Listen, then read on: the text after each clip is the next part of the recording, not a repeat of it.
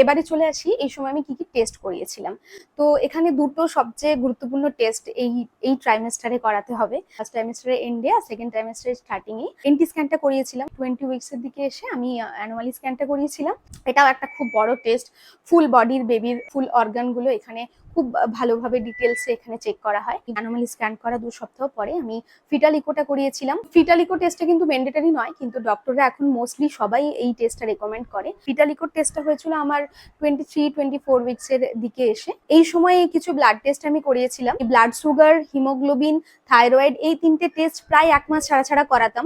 কারণ কি এই সময় এই ধরনের হরমোনাল ডিসব্যালেন্স গুলো বেশি হয়। থাইরয়েড বা হিমোগ্লোবিন বলো, হিমোগ্লোবিন তো এই সময় বেবির যেহেতু ব্লাড মায়ের শরীর থেকে নিতে শুরু করে, তো এই সময় হিমোগ্লোবিনের একটা ঘাটতি খামতি দেখা যায়। ব্লাড সুগার টেস্টও আমি করাতাম, কারণ কি খাওয়া টুকটাক হয়েই যেত।